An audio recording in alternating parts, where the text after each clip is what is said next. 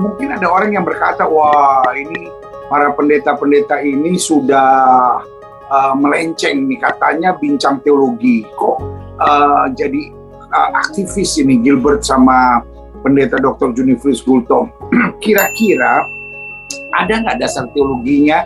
Karena kemarin juga saya sebetulnya mewawancarai Menteri Maritim dan Investasi kan, Opung Luhut Binsar Panjaitan. Lalu ketika saya posting di YouTube dan juga saya posting di Facebook, banyak sekali yang masukan yang berkata bahwa wah, Gilbert sudah melenceng, Gilbert sudah mencari dukungan politik dan hal-hal seperti itu. Kesannya kalau pendeta membahas hal-hal sosial itu langsung jadi aktivis, langsung lari dari panggilan, langsung udah nggak cocok jadi pendeta. Bagaimana dasar teologias atau dasar teologianya untuk membahas hal-hal sosial dalam masyarakat? Apakah betul gitu para teolog dan para hamba Tuhan harus bebas dari hal-hal sosial? Oh tidak bebas, justru harus terus disuarakan ya. Billy Graham itu adalah orang yang terus menyuarakan suara moral dan terus-menerus menjadi advisor bagi Presiden Amerika berapa periode dan berapa presiden, dan juga Paus juga selalu melakukan lobby moral. Kita ini kan pendeta ini kan nggak punya tentara, nggak punya pistol, nggak punya pasukan, nggak punya senjata untuk membuat perubahan di masyarakat. Senjata kita adalah perubahan moral, di mana moral teologi kita harus bicara, tidak hanya di mimbar, kita juga harus kapasitas-kapasitas yang bisa kita lakukan, apakah melalui media atau pendekatan lobby dan segala macam, ya harus dilakukan. Yang nggak boleh dilakukan itu adalah gereja partisan yang berpihak kepada partai politik tertentu gitu ya, dukung-mendukung itu kalau bisa jangan dilakukan oleh gereja, karena politik itu sendiri kan mengandung kata adalah parsial, artinya kesetiaan para politikus itu kan tidak bisa kita pegang dengan sungguh-sungguh karena mereka tidak punya apa yang disebut biasanya tidak punya teman abadi yang ada kepentingan abadi, maka gereja dalam hal itu harus menghindar. Tetapi untuk mendekati mereka, para pemegang kekuasaan, apakah itu menteri dan segala macam, kalau ada akses kita dan ada kemampuan kita untuk bersahabat, ya itu jauh lebih bagus ya kan, karena pertimbangan moral teologis itu ya harus disampaikan ya, misalnya bagaimana kita menyuarakan bukan di jalanan, bukan parlemen jalanan, tapi kita menyuarakan itu berdasarkan apa suara kebenaran Tuhan ya tentu di dalam hal ini apa yang disebut dengan keadilan, kepedulian kepada orang yang tertindas, ya itu kan sesuatu yang normatif yang harus kita sampaikan gitu loh. Dan itu ya mungkin kalau Pak Gilbert dibully orang, ya itu seperti biasa lah kan, tidak bisa bonusnya. Kita meminta persetujuan semua orang kan, nggak bisa, kita menyenangkan semua orang itu nggak bisa gitu loh. Selalu ada saja yang dipersoalkan gitu kan.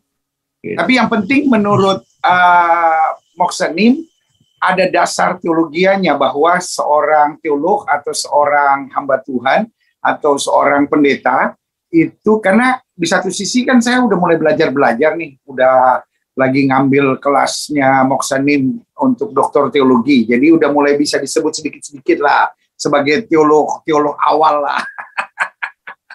Tapi pada saat yang bersamaan juga hamba Tuhan, pada saat yang bersamaan juga gembala jemaat, pada saat yang bersamaan juga pendeta gitu kan.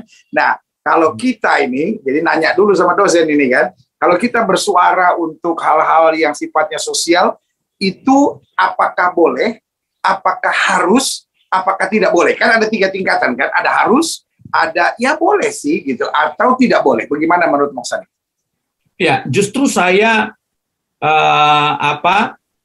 sangat kurang setuju kalau pendeta hanya ngomong di mimbar ya kan, hanya enggak. Jadi gini, ada satu ungkapan berkata, saya lupa namanya siapa, berkata, kejahatan itu terjadi bukan karena keburukan, tapi karena orang baik itu tidak melakukan sesuatu dan tidak berkata sesuatu kan gitu kan, tidak melakukan sesuatu. Nah, ada satu buku tebal yang ditulis oleh Winnie Grudem, The Politics According to the Bible, itu tebal sekali. Di situ dia mengatakan bahwa orang Kristen jangan apolitik artinya jangan anti politik. Ya, orang Kristen itu harus berbicara perspektif Alkitab terhadap politik itu banyak sekali ya. Bagaimana tentu yang politik yang dimasukkan di sini adalah politik Yesus ya. Jadi politik Yesus itu adalah politik yang berani berhadapan dengan konteks dan pergumulan sosial politiknya, tetapi dia tidak menempuh cara-cara zelot yang dimana mengangkat senjata dan perjuangan revolusioner senjata gitu, enggak. Tapi politik Yesus itu adalah politik yang masuk ke dalam suatu ruang sosial politik yang membawa pesan-pesan Tuhan, ya, pesan-pesan tentang apa itu menjadi warga kerajaan Allah gitu, yang melakukan transformasi gitu. Jadi tidak mungkin kita ini menjadi menjadi jauh daripada politik dan jauh daripada persoalan-persoalan kebangsaan gitu. Bukti teologis berikutnya adalah kan kita disebut garam dan terang dunia. Nah, Alkitab nggak berkata kamulah garam gereja, kamulah terang gereja. Kamulah garam dan terang dunia. Jadi gereja nggak membutuhkan terang dan nggak membutuhkan garam. Yang membutuhkan itu adalah dunia dan garam. Melalui siapa? Ya melalui kita yang menjadi orang Kristen yang percaya kepada konsep keutuhan itu ya, keutuhan daripada pekerjaan Allah di dunia. Dan kita juga punya pandangan teologis bahwa tidak ada dikotomi antara dunia gereja dengan dunia sehari-hari kan gitu. Itu kan cukup jelas. Kelihatannya buku John Calvin tentang institusio itu banyak membahas tentang itu ya, Moksani. Ya ada bagian tertentu mengenai mengenai teologi Calvinis, mengenai berbagai hal termasuk predestinasi, keselamatan dan juga bagaimana kehidupan orang percaya di sosial gitu ya. Tapi bukunya John Stott itu tentang kepemimpinan Kristen dalam isu-isu global itu kan sudah jelas. Dia mengatakan justru orang-orang Kristen dan hamba Tuhan yang menjauhkan diri dari persoalan-persoalan sosial dan politik adalah orang yang tidak memiliki pandangan yang holistik mengenai dunia Allah dan kerajaan Allah gitu. Jadi dia melihat parsial, ya dunia ini secara tidak utuh dia lihat gitu. Kalau kita percaya bahwa Allah itu ada dalam dunia, maka keterlibatan kita di dunia adalah keterlibatan bersama-sama dengan Allah kan gitu.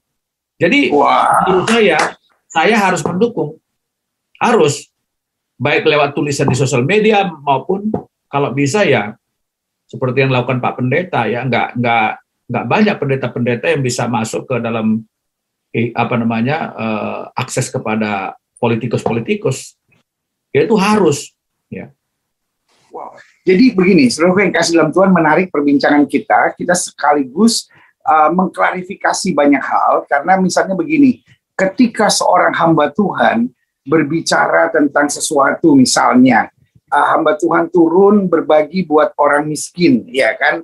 Padahal orang miskinnya itu tidak seagama dengan dia, langsung dikatakan, wah ini kristenisasi, gitu. Atau oh ini cari muka, gitu. Atau wah ini demi sesuatu, gitu. Itu keliru, karena itulah pandangan Kristus.